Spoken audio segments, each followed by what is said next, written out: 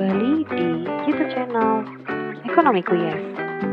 Saat ini kita akan masuk ke dalam bagian terakhir mengenai pasal persaingan sempurna bagian yang ketiga. Kita akan masuk ke bagian sesuai dengan jumlah pembeli. Yang bagi jadi dua, yaitu oligosoli dan monopsoni.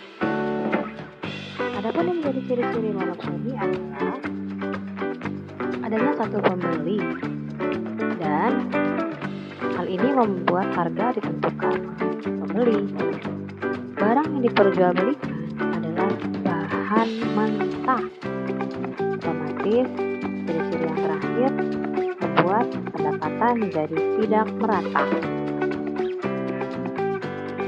Kamu bisa membayangkan ini terjadi di daerah pedesaan, petani yang hanya menghasilkan bahan mentah dan yang membeli satu orang, biasanya yang membeli adalah tengkulak. Berikutnya kita akan masuk ke kelemahan dan kelebihan dari pasar monopsoni. Karena hanya terjadi satu pembeli, maka terkadang pembeli melakukan penjual dengan tidak adil. Si pembeli suka semena-mena dalam menentukan harga jual. Hal itu membuat kelemahannya menjadi sangat tidak enak bagi penjual. Bisa lihat tulis permasalahan ekonomi hanya ditanggung oleh penjual.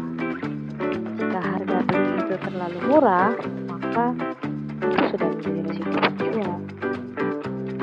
Adapun yang menjadi kelebihan dari pasar monopsoni adalah kualitas barang terjamin, karena tidak mungkin pembeli mau membeli barang dari penjual jika kualitasnya tidak bagus.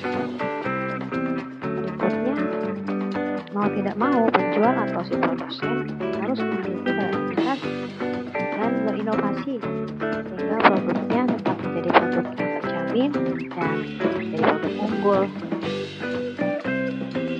Sisi positifnya, penjual tidak perlu melakukan promosi karena biasanya pembeli sudah tahu. Dia hanya perlu datang, menjual, dan langsung membeli barang yang dijual oleh si produsen tersebut. Nah, dari sisi penjual ini diuntungkan karena biasanya penjual tidak perlu repot untuk pergi ke tempat-tempat jauh. Biasanya pembeli akan datang sendiri untuk melakukan transaksi. Masuk berikutnya yaitu pasar oligosoli. Adapun yang menjadi ciri-ciri dari pasar oligosoli adalah ada beberapa pembeli yang menguasai pasar. Jadi bukan hanya satu, jadi dua atau paling banyak mungkin 10. Perbedaannya, pasar oligosoli produk tersebut sudah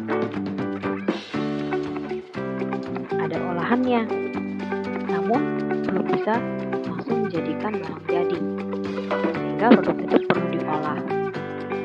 Karena ini produknya perlu diolah, maka ketersediaan produk itu terbatas. Harga produk cenderung stabil, teman-teman.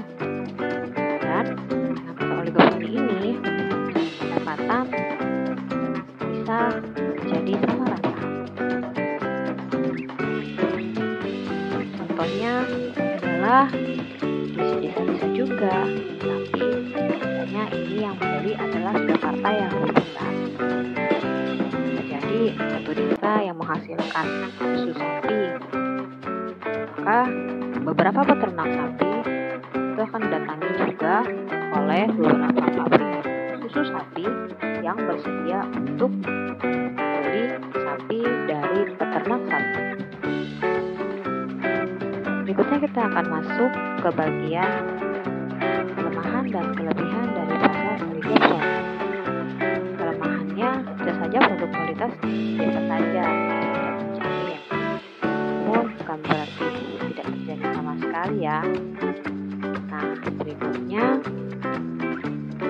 juga terjadi manipulasi dari para pembeli melakukan kerjasama supaya harga jual murah.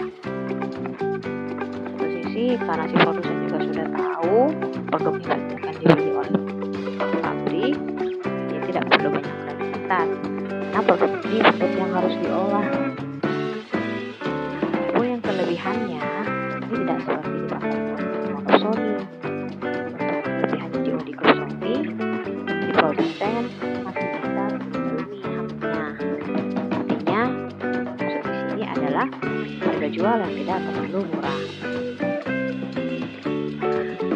Sampai di situ saja deh penjelasan saya mengenai pasar persaingan. Bagi yang belum mengenal pasar persaingan sebelumnya, kamu bisa tonton di bagian pertama dan bagian kedua. Terima kasih bagi kamu yang sudah menonton video ini. Mendukung saya dengan cara like, share, komen, dan subscribe channel supaya saya semakin semangat untuk membuat video pembelajaran.